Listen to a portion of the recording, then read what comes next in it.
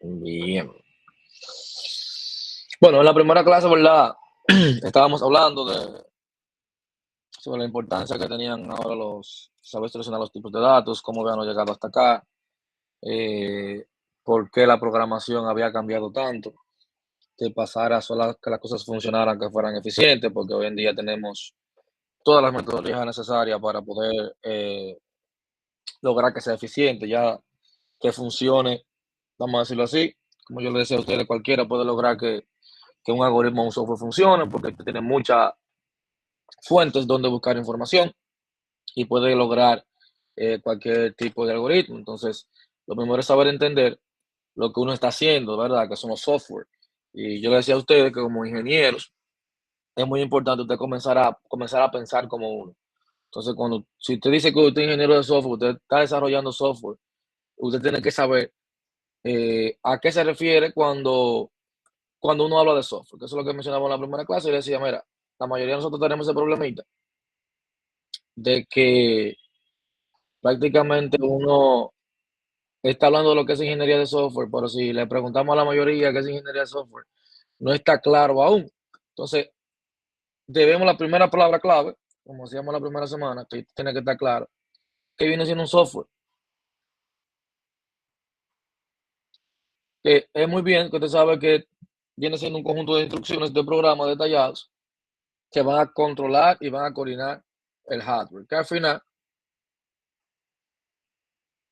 usted tiene que darle importancia, aunque usted no lo crea,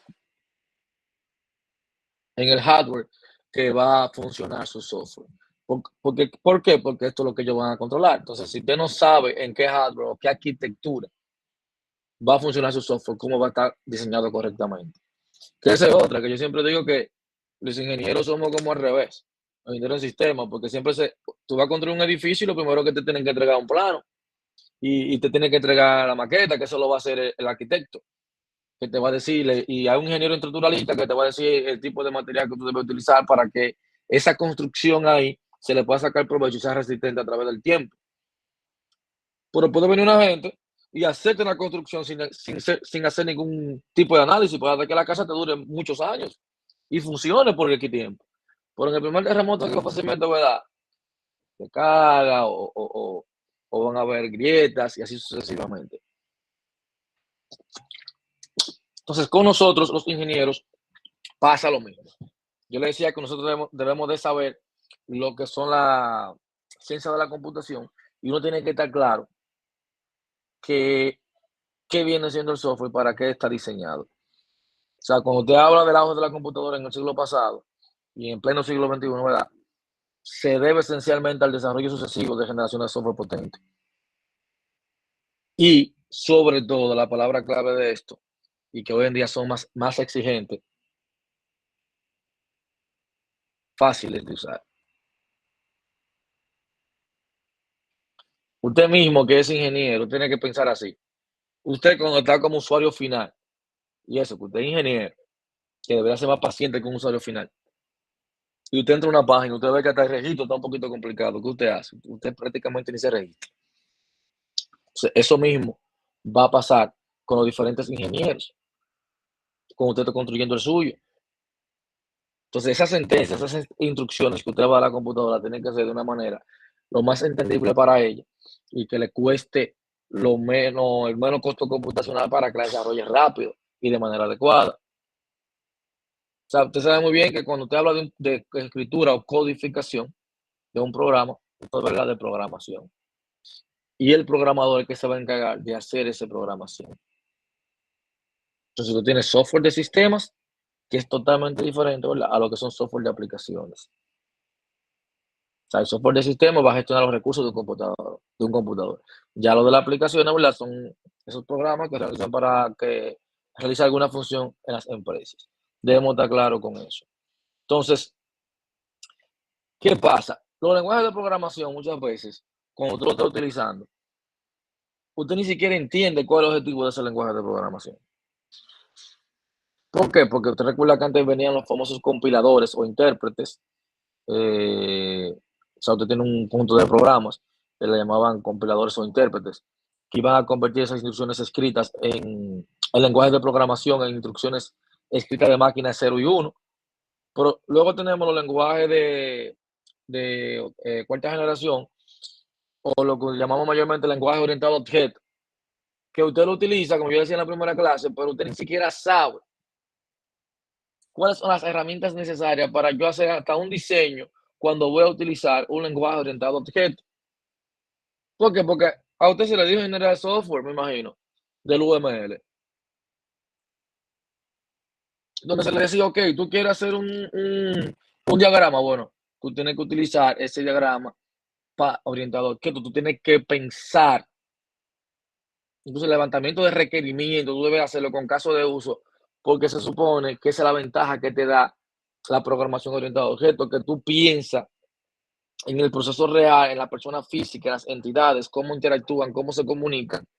Y asimismo, cuando tú comienzas a diseñar y a utilizar el caso de uso, te van a salir los diseños con las funciones que tú necesitas y las clases que tú necesitas para que ese programa sea óptimo. Pero lamentablemente no pensamos así.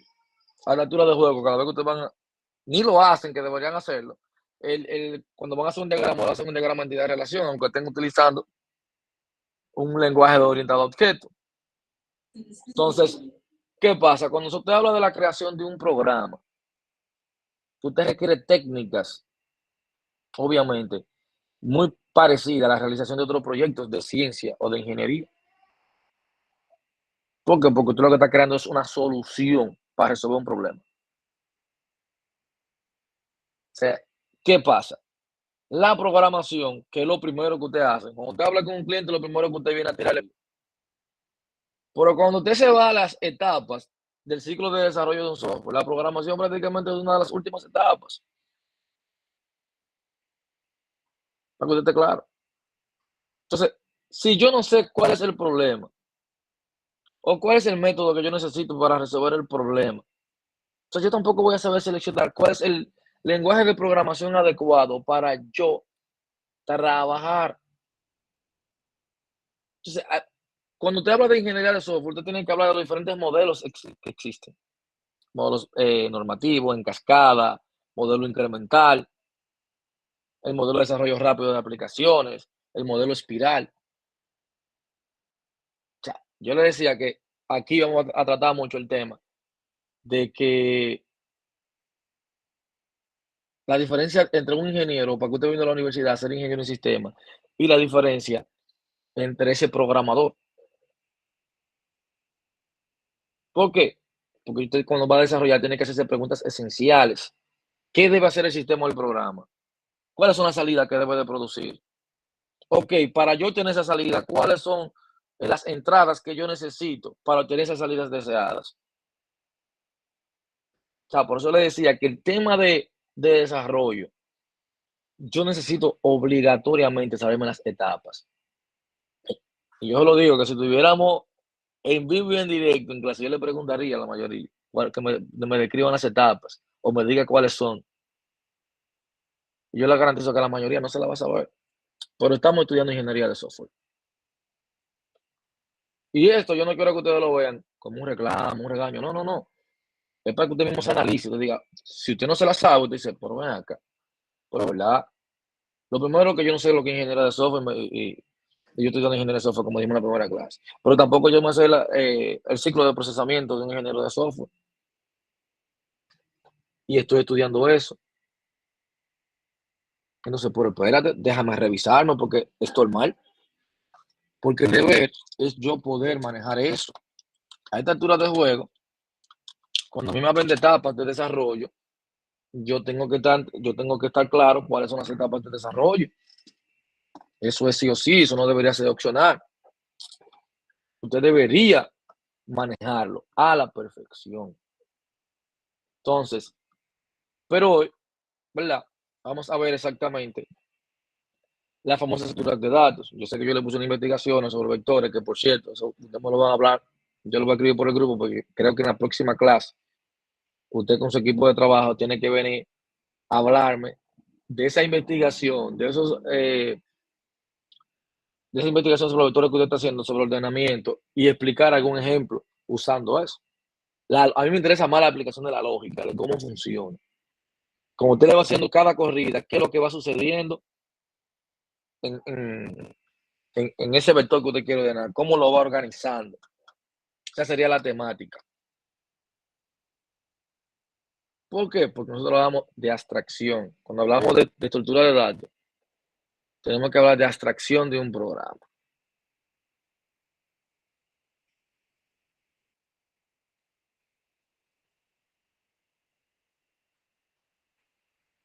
Abstracción. Entonces, ¿qué pasa con la abstracción? Lograr el mayor nivel de abstracción, siéndole honesto, ha sido uno de los puntos fundamentales en el desarrollo del lenguaje de programación. Ahora, usted puede tener la abstracción de diferentes formas. Usted la puede tener tanto en los datos, abstracción, como en las estructuras de control.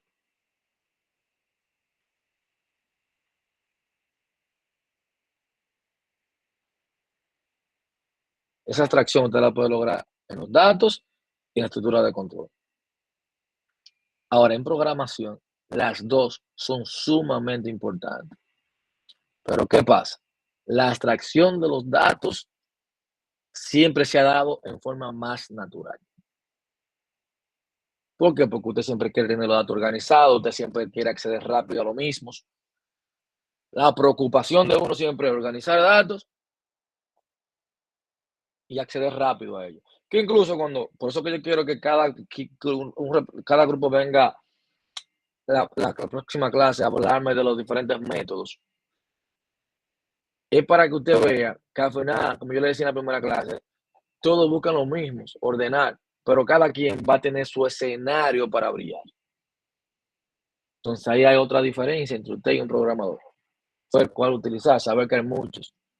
No simplemente lograr ordenar un dato, sino saber de los métodos existentes cuál utilizar para que sea más eficiente.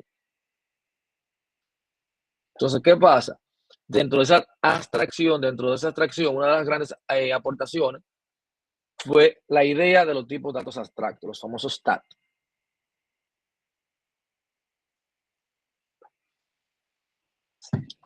O tipos de datos definidos por el usuario. ¿Por qué? Porque estamos acostumbrados a ver un entero, a ver un float. Pero usted puede hacer un dato que se llame estudiante, por ejemplo. Que incluso yo recuerdo en C++, cuando usted habla de un string, usted no tenía ese dato. Usted tenía que tener una librería para poder utilizar ese tipo de datos. O sea, que de por sí ya era un dato compuesto. O sea, ¿qué es lo que hace la abstracción? O sea, en cualquier área, cuando usted habla de abstracción, va a ser un proceso que le permita a usted ocultar ciertos detalles para el usuario, dejando a la vista solamente la información importante. Por ejemplo, si yo llamo en la vida cotidiana, por ejemplo, yo llamo a un animal gato, usted puede describir cosas de ese gato, color, la raza, sencillamente. Entonces, pero, ¿qué pasa? Usted utiliza la palabra gato. Y esa palabra gato es la abstracción de ese animal. ¿Por qué? Porque usted tiene la característica dentro de esa palabra gato. Lo mismo que yo diga estudiante. ¿Cuáles son las características de un estudiante? Yo tengo ese tipo de datos definido por el usuario que se llama estudiante. Y ahí yo voy a colocar la información que yo necesito. Entonces, podemos decir que la abstracción permite al usuario concentrarse en las cosas que le deben importar más y no tener distracciones en los detalles. Entonces, ¿qué significa eso? Que usted va a poder entender verdaderamente lo que importa al momento de resolver un problema. Entonces, cuando estamos construyendo un software, la abstracción va a permitir que usted se concentre en la pieza más importante de ese software. Entonces, por eso que la abstracción, hoy en día, cuando hablamos de tipo de datos abstractos, y tú vas a una entrevista, te dicen, tú manejas las estructuras de datos. Entonces, siempre recuerde que en programación usted va a tener abstracción de datos y abstracción de control. Cuando usted habla de extracción de datos, como yo le dije, voy a agrupar los datos de una forma más lógica. Ya la abstracción de control va a permitir ver los procesos ejecutándose por grupos y repeticiones de instrucciones, cuando hablamos de abstracción de control. Entonces, los tipos de datos en los lenguajes de programación, como yo le dije, existen muchos tipos de datos, muchos. O sea, ya usted está acostumbrado a ver esos tipos de datos, ya usted se acostumbró a utilizarlo. Y es lo que yo le decía en la primera clase. Cuando usted vio que usted iba sumando línea por línea y ejecutando la sumatoria, y luego usted se dio cuenta que usted podía guardar algunos datos en variables. Eso lo hablamos en la primera clase. Y luego usted se dio cuenta que esos datos que usted lo hacía uno por uno, usted podía utilizar un vector para guardar la misma cantidad de datos, sobre todo 10 notas de un estudiante. Pero si yo quería hacer 10 notas, tenía que tener dos vectores. Un vector estudiante que me almacenara de los tipos de datos, por ejemplo, string, y otro para los tipos de datos enteros para la nota. Yo lo que tenía que saber es que tenía que guardar cada uno en su posición para resolver el problema. Pero luego usted descubrió las matrices,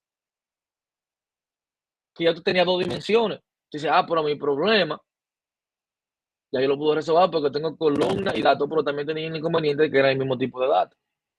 Ahora bien, luego usted tiene el tipo de datos abstracto, donde ya aquí yo puedo almacenar datos de cualquier tipo, porque eso lo va a definir usted en base a las características del objeto que usted quiera definir. O sea, al término de definir los tipos de datos, los programadores se dieron cuenta de muchos conceptos importantes. ¿Por qué? Porque cuando yo tenía un programa, estaba definido por diferentes tipos de datos. O sea, cuando yo digo estudiante, ¿qué usted tiene ahí? Nombre, dirección, la carrera, la materia, las calificaciones. Ahora, esos datos no son del mismo tipo, es decir, que usted necesita diferentes variables para poder guardarlo. Digo, pero ven acá, están relacionados con el mismo objeto, yo debería tener y poder hacerlo con el mismo. Entonces comenzaron a pensar los programadores, ven acá, los diseñadores comenzaron a pensar, pero ven aquí, ¿y cómo podemos lograr eso? ¿Cómo yo puedo lograr una mayor abstracción? Entonces ahí vinieron esos lenguajes que te permitían definir sus propios tipos de datos, que eso fue lo interesante.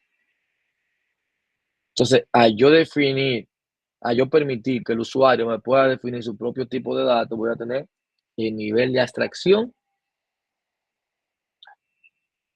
prácticamente al mismo nivel que de los tipos originales del sistema, que eran llamados primitivos. O sea, esos datos que usted ve enteros, flotantes, son llamados tipos de datos primitivos. Los string, eso es tipo de datos primitivos. O sea, esa era la base para uno entender. Entonces, si yo tengo la base como los tipos de datos primitivos, yo podía dar un nombre específico a uno que yo creara. Entonces, ahí es que viene el nombre de tipo de datos definido por el usuario. Ahora, sí hay un inconveniente, ¿verdad? Que uno de los problemas que tiene que los tipos de datos definidos por el usuario es que el programador que lo sabe, porque cada uno puede ser diferente. Ya cuando usted ve un entero, ya usted sabe qué es lo que usted va a hacer con eso. Ahora, si yo veo estudiantes, yo primero tendría que ver cómo está conformada esa estructura para yo saber cómo es que voy a poder trabajar. Porque esa misma estructura va a contener dentro de sí datos primitivos. Eso es así. Entonces, desde que apareció la necesidad de que los usuarios pudiesen definir sus propios tipos de datos, también nace la necesidad de que ellos pudieran definir sus propias estructuras de controles. Entonces, ¿cómo decimos? Es una abstracción. Y para yo diseñar esos tipos de datos abstractos, yo tengo que pensar siempre en dos etapas: diseño e implementación. Lo primero que la implementación usted lo va a hacer mediante un lenguaje de programación obviamente por la cual va a ser distribuido ese tipo de datos. Ahora, El diseño es totalmente independiente del lenguaje de programación al que se va a implementar. Lo primero que yo tengo que decir es, para yo diseñar un tipo de dato abstracto, yo tengo que tomar en cuenta 3 cosas. Tengo que tomar en cuenta el dominio, tengo que tomar en cuenta los atributos. A ver, porque está como lento esto, ¿qué fue? Y tengo que tomar en cuenta las operaciones que yo voy a realizar con ese dato. Y eso es lo que yo voy a tomar en cuenta. Dominios, atributos y operaciones para poder diseñarlo. El dominio, conjunto de datos para lo que se aplicará. ¿A qué conjunto de datos que yo lo voy a aplicar eso? Los atributos, características que van a describir cada uno de los datos. Y las operaciones, obviamente, las operaciones válidas que se pueden realizar con cada uno de esos datos del dominio. Eso es así. Si yo voy a describir un tipo de datos que se llame persona, ¿qué yo necesito? Dependiendo para qué es. Es como un empleado. ¿Qué es lo que tiene un empleado? Nombre, dirección, teléfono, ID. ¿Cuáles operaciones válidas para esos datos existen? Yo puedo actualizar la dirección, yo puedo actualizar el nombre, actualización del teléfono, yo puedo eliminar a esa persona y también yo puedo insertar una nueva persona y puedo seguir indicando cuáles son las operaciones que yo haría con esa estructura. Dígame, Germán. Profe, yo quiero hacerle una pregunta. Los tipos de datos deben ser identificados, aunque sean si son abstractos, deben ser identificados si son enteros, si son string en la misma línea de código. Claro, claro. Dentro de la estructura, sí. Tú debes de indicar. La abstracción es que prácticamente cuando tú dices estudiante, nadie sabe lo que contienen los estudiantes, solamente quien programó, pero dentro de él sí tú tienes que poner obviamente los tipos de datos. El tipo de datos, sí. Exacto, claro, no, yo pensaba claro. que era otro método que se podía hacer sin identificarlo, pero está bien, gracias por la aclaración. Okay. Dígame, Ana. Bueno, básicamente, ¿me puede escuchar bien? Sí, sí. Okay. No, básicamente yo quería hacer como que una aclaración, porque creo que entendí más o menos lo que estaba diciendo. Cuando nosotros estamos creando un proyecto que es grande, por ejemplo, que contiene, vamos a decir, base de datos y eso, usualmente nosotros empezamos a definir lo que usted llama eso a una estructura, donde, no sé, tienes estudiantes, directores, empleados, etcétera. Entonces, cada uno de esos datos se le va definiendo qué es lo que va a obtener cada cosa y luego llega la parte en la que nosotros empezamos a llamar esas variables para que empiecen a ejecutar lo que sea que nosotros le hayamos indicado cuando lo estábamos definiendo. Entonces, como que ya creo que es más o menos así. Sí, va por ahí porque al final tú estás describiendo, tú tienes las diferentes entidades o diferentes objetos y ya la abstracción lo que te va a permitir es todos esos tipos de datos que son diferentes, tú puedes tenerlo en un mismo lugar, como quien dice una misma variable definida por ti, que tú puedas almacenar valores del mismo tipo.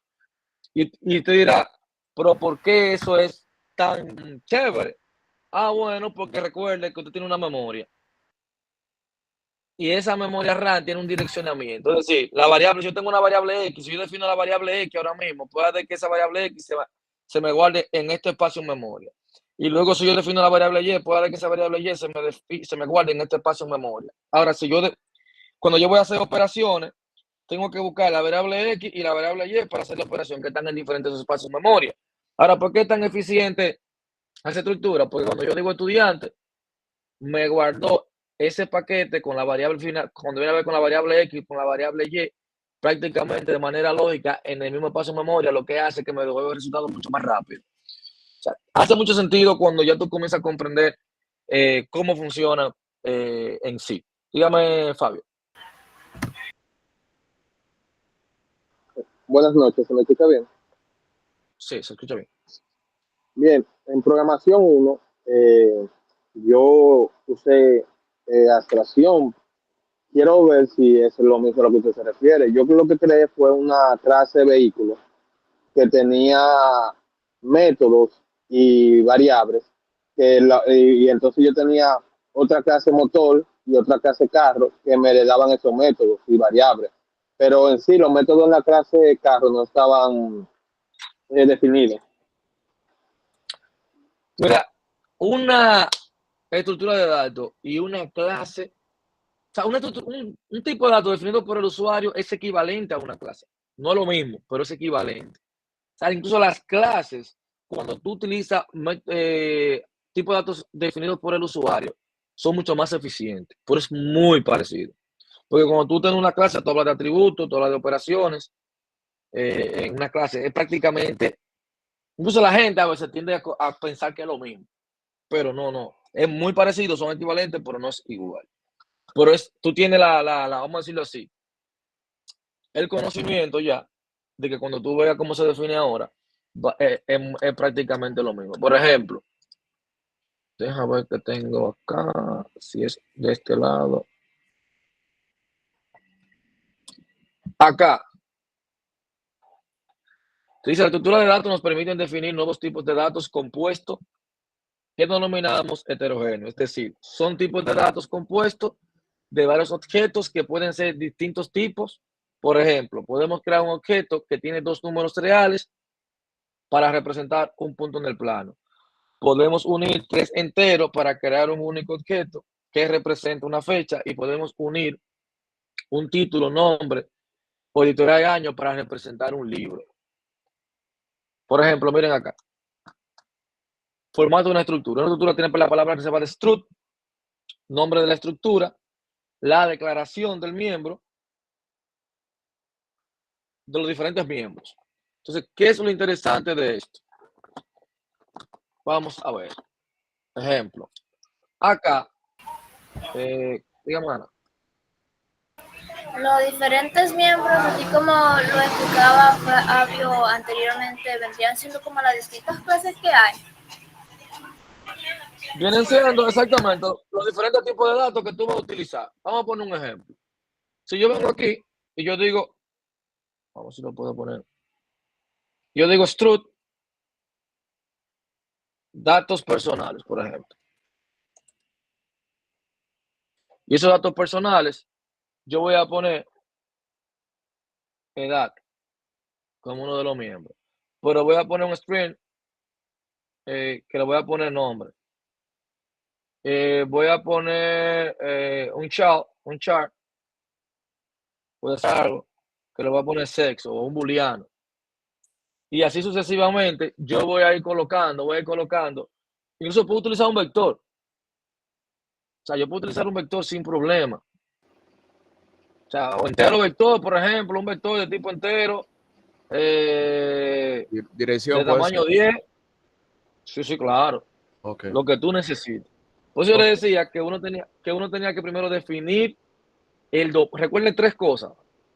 El dominio, dónde que yo voy a aplicar esos datos, los atributos y las operaciones que yo quiero hacer. Para luego yo decidir cuáles son los datos que yo voy a poner acá. Porque quizás estos datos personales, si son para un profesor, quizás yo necesite otras cosas. Si es para un estudiante, quizás tenga otros atributos propios del estudiante. Creo que yo lo tenía la mano levantada, no sé si. Sí, eso se me asemeja mucho a lo que es un modelo. ¿Cuál es la diferencia entre una estructura y un modelo? Es muy parecido. Es lo que te digo, lo que es, cuando tú dices modelo te refieres a las clases, ¿verdad? Exacto, porque en C# lo que uno usa es como así mismo, un modelo. Y lo llama así.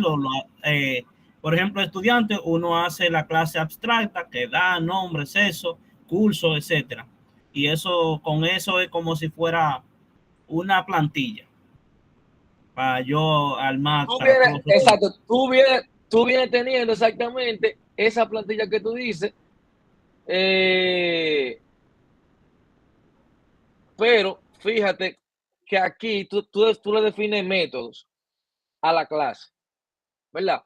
Tú puedes ya definirle métodos. Pero acá, en este caso, a esta estructura tú no le vas a definir operaciones dentro. Tú vas a realizar operaciones con ella. Aquí tú lo que estás definiendo son los atributos de esa entidad, realmente. Ya cuando tienes una clase, ya tú tienes herencia,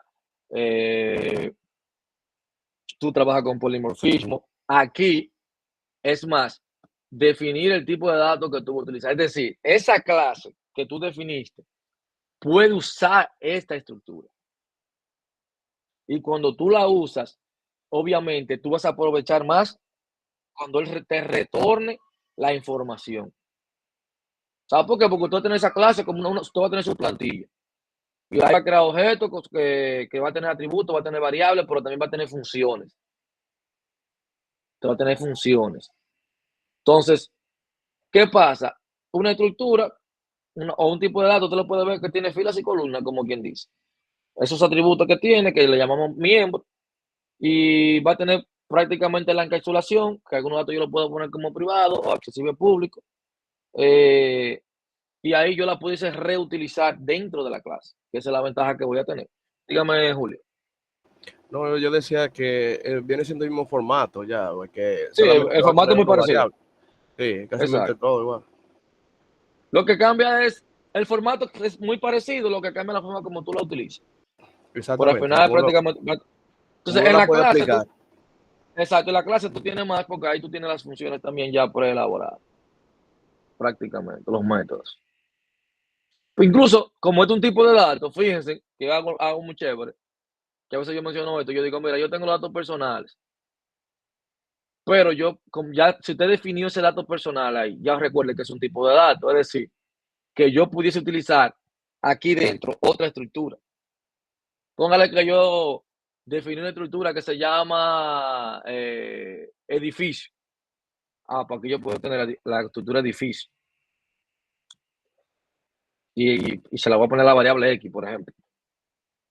Sin ningún problema. Que esas son las ventajas que voy a tener ahí. O sea, cada uno de estas estructuras va a estar conformado por diferentes miembros. Ahora, ¿cuál es la ventaja? Que ese miembro puede ser de cualquier tipo. Entonces, mira cómo dice ahí. Una vez que yo defina la variable, el programador dispone de un nuevo tipo. O sea, ya cuando usted la definió, usted tiene un nuevo tipo de datos. Que yo lo que no se asusten con esto. Es que esto es lo mismo cuando usted dice X, entero X. Por ejemplo, usted definió la variable X aquí. Yo tengo un tipo de dato entero y se lo asigné a la variable X. Es lo mismo que yo diga, datos personales. Yo se lo voy a asignar a estudiantes. Entonces, ¿cómo yo le haría eso? Que datos personales,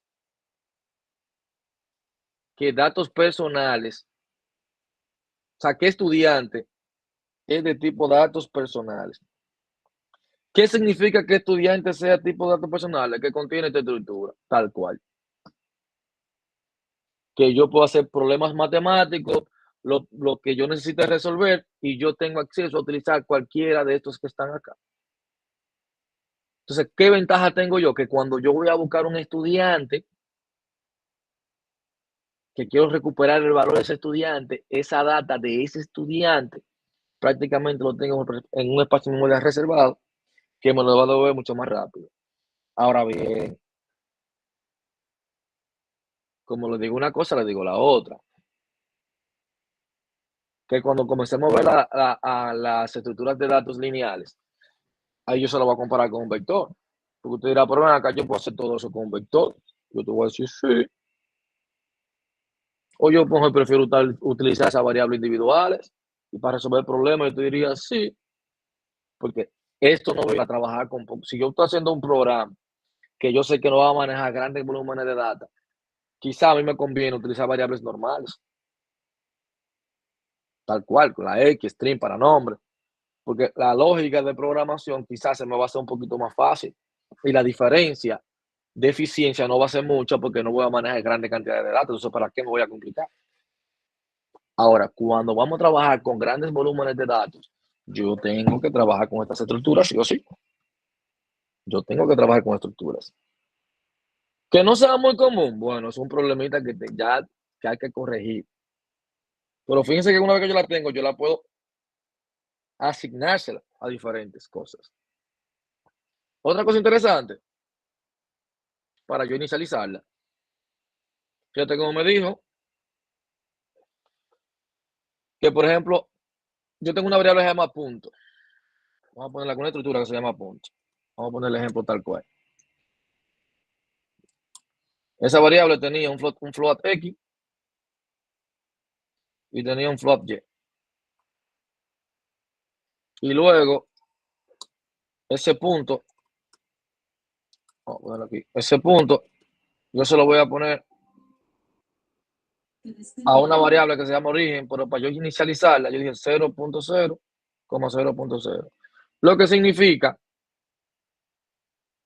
que este primero 0.0 se lo asigné a X y este segundo 0.0 se lo asigné a Y. Fíjese bien. Cada uno se lo voy asignando. O sea, yo dije que tengo una estructura que se llama punto. Ahora, ese punto se lo asigné a esta variable de aquí que se llama origen. Entonces dije que iba a ser igual a esto de acá. Entonces por ahí, ya cuando yo voy a imprimir a X, oye, ya tienen esos valores preasignados. El operador punto, esencial para usted manejar las estructuras, para yo acceder a cada uno de los miembros de esa estructura. Es decir, si yo digo origen punto X, yo estoy accediendo al valor de X en esa estructura, caso de que yo lo vaya a hacer. Si yo tengo ese punto, yo tengo aquí origen, que es de tipo punto, yo estoy accediendo a ese miembro que se llama X. ¿Y quién es ese miembro? Es decir, si yo voy a leer, pues yo le digo a usuario, mira, digítame un número.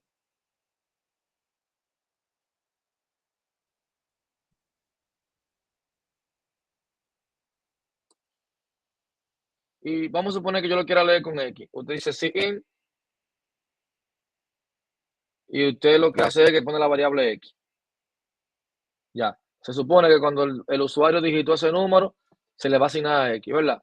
Ahora bien, lo otro que usted puede hacer va a ser lo mismo. Si yo quiero guardarla en la estructura de punto, en este caso que se la puse a origen, yo lo que hago es que digo origen punto X. Y ya yo estoy almacenando el valor en esa variable de X. La única diferencia es que ahora lo estoy almacenando en una estructura porque se supone que yo voy a guardar información en los demás atributos que contenga esa estructura. Y recuerde que esto viene siendo para proyectos grandes, que hay que no confundimos. En base de datos te dicen a ti que use índices, pero ¿cuándo yo debo utilizarlo? Y la mayoría de ustedes no lo utilizan en la vida real porque cuando están trabajando en base de datos, te trabajan con 20, 100 registros y ahí no se ve la diferencia de qué tan rápido te devuelve una consulta o no, o las vistas. Ahora, yo no siempre tengo que utilizar índices, porque si no lo amerita, incluso hay diferentes tipos de índices en una base de datos. Bueno, hay muchos índices que si yo no tengo más de 10 millones de registros, lo ideal no es ni siquiera utilizarlo. Otros índices, si yo tengo más de 1 millón de registros, ahí es que me conviene utilizarlo, pero por debajo de 1 millón, no es necesario utilizarlo, porque la consulta va a devolver tal cual, te la va a devolver rápida. Entonces, el impacto que conlleva yo hacer un índice, le paso en el almacenamiento que me va a hacer, o las vistas, o lo que me va a cargar en memoria, no me recompensa con la velocidad que me va a devolver la información. Entonces, por eso es que es bueno saber cuándo yo lo voy a utilizar. Y muchas veces no lo utilizamos por lo mismo, porque vamos a hacer datos. El profesor me dice, mira, un índice que para esto, para yo hacer búsqueda más rápido. Y cuando usted viene y pone ese índice, y tú ejecutas la consulta, te lo devuelves rápido, ¿verdad? Y luego tú no tienes índice y tú ejecutas, también te devuelves rápido. Entonces tú te quedas como con eso. Dice, pero ven acá, yo me voy a estar complicando hacer un paso más para tener pendiente que tenga un índice. Si al final el resultado es el mismo, pero porque usted no vivió la experiencia de trabajar con una base de datos que tenga. Por ejemplo, en mi caso, yo trabajo como analista de datos, con ingeniero de datos más bien, pero también hago la parte de analista en algunas ocasiones. Cuando yo voy a trabajar con datos, por ejemplo, ahora mismo, tengo que ver, pero iba por 700 billones de registros, 700.000 billones de registros, cuando yo iba a procesar a veces una información para unos reportes. Yo recuerdo cuando yo llegué a donde un cliente que tenía una base de datos parecida, prácticamente tenía como 150 gigabytes de información en puro texto, y tenía muchos registros. Estamos hablando que él duraba alrededor de 3 horas y media para saber la información de ese día, procesando, haciendo los cálculos, y era por la mala implementación que tenía en la estructura de la base de datos, los tipos de datos que se estaban utilizando, y de durar 3 horas y media prácticamente el trabajo que se le hizo, ese mismo reporte duraba 15 minutos. De 3 horas y media a 15 minutos, es mucho la diferencia. Y fue simplemente algunas relaciones que tenía mal, alguna tabla que la tenía más relacionada, mucha información repetida, mucho campo repetido en las mismas tablas, mucha redundancia, prácticamente lo que tenía. Que no fue que hubo que hacer de que la gran cosa para poder optimizar. Alguno que otro query más elaborado, que quizás en vez de utilizar un join me convenía utilizar unos select anidados, quizás. Entonces, acá yo tengo que entender esto. Copia, asignación de una estructura. Mira cómo dice ahí. Una estructura puede definir un objeto de un tamaño muy grande. Aunque se pueden definir estructuras muy simples, con pocos datos, de tamaño muy pequeño, es mucho más, en muchos casos resulta objetos de un tamaño considerable, por lo que hace una copia de una de ellos puede resultar costoso. ¿Qué es lo que te dice? Que en la estructura, cuando yo voy para el escenario, no es recomendable copiarla, porque se supone que usted la está utilizando para almacenar grandes volúmenes de datos. Incluso te dice cuando no es recomendable tú en una función tú retornar un tipo de datos de estructura. Por lo mismo, porque se supone que tú estás almacenando millones de registros ahí. Entonces tú vas a retornar eso como de un golpe para seguir utilizándolo. No es recomendable. No es que no se pueda, pero tú lo que puedes sufrir un volcado de memoria, como quien dice. Se te dice acá, por ejemplo, miren aquí lo que te dice. Yo tengo el punto P, la misma estructura que tenía ahorita, leo el punto inicial, el usuario digitó 1, aquí en Y dijo punto PY, que en este momento vale 0.0 más 5. Fíjense que aquí cuando yo voy a imprimir me dice 1,5. 1 que le asigné a X y luego 0 más 5, que obviamente me va a dar 5. 5 de Y.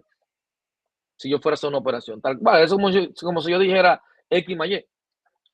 Ahora, ¿dónde está más interesante? En esta parte de aquí. Vamos a ver por qué. Ejemplo. Aquí yo estoy definiendo una estructura que se llama círculo, ¿verdad? Esa estructura que se llama círculo tiene otra estructura, punto, que se llama centro. Usted recuerda que esa estructura, punto, dijimos que era que tenía X y tenía Y. Es decir, que cuando yo digo punto aquí, me estoy refiriendo que en la variable centro, que es de tipo punto, yo puedo manejar dos valores flotantes, X y Y. Ahora bien, fíjense acá que este círculo de aquí, yo se la asigné a C. Es decir, yo voy a tener círculo, C va a ser de tipo círculo. Entonces, va a heredar estos dos miembros de acá. En el programa, en la primera línea, dice, introduzca el radio. ¿Qué hace? C.radio. Fíjense que aquí yo tengo una variable que se llama radio, de tipo double. O sea, lo que usted me digitó aquí, él lo guardó en C, que viene siendo lo mismo que círculo, es de tipo círculo, punto radio. Luego hace un while. Dice, mientras el radio sea menos o igual que a 0, yo debo decirle que tiene que ser un valor positivo. Bien. Se mira lo interesante de esto. Ahora yo quiero inicializar a X y a Y que sea igual que 0. Eso es lo que yo quiero hacer.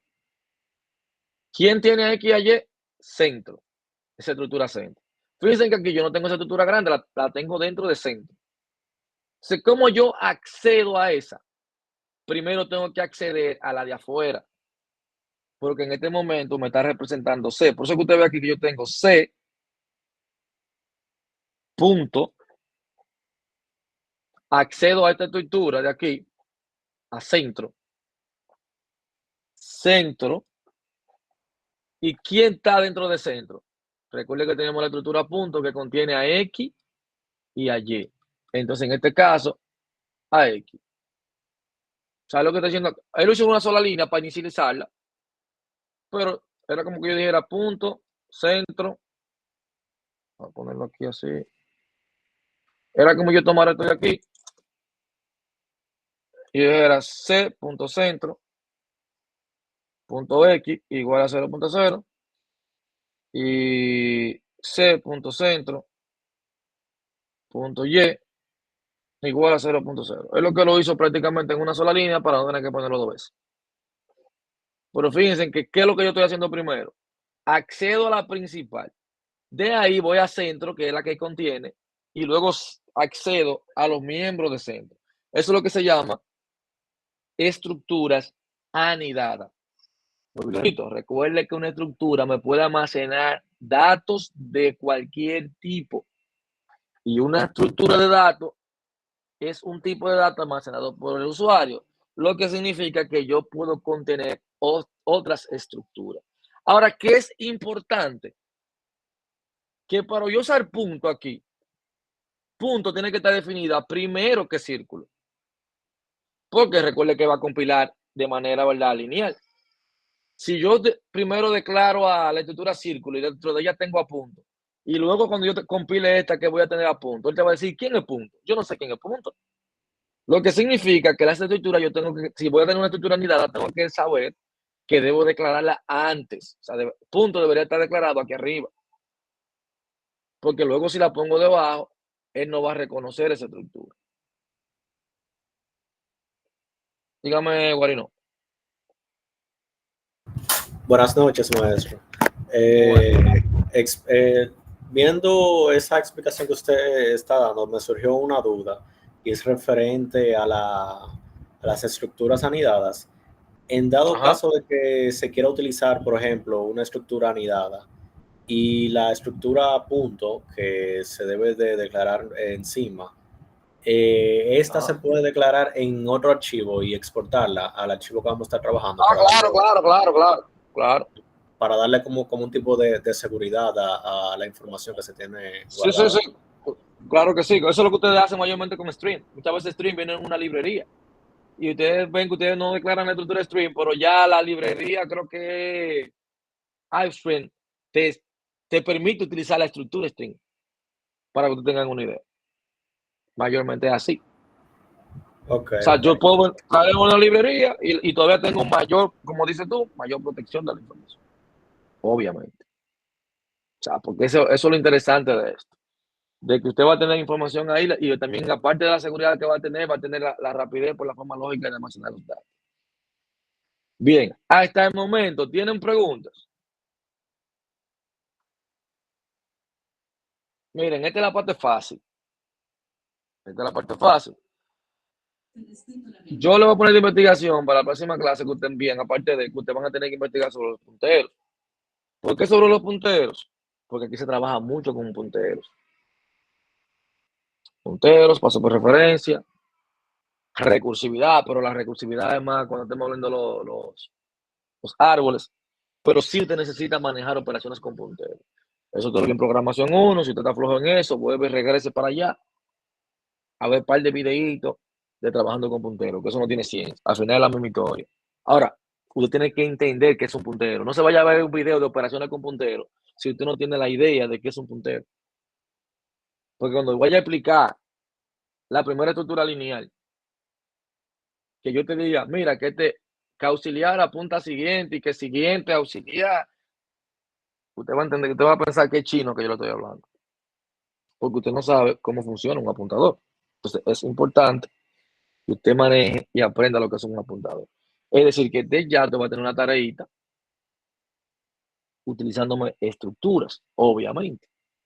Van a ser operaciones, una tarea básica, pero luego, si usted va a tener ya programas y algoritmos mucho más retadores.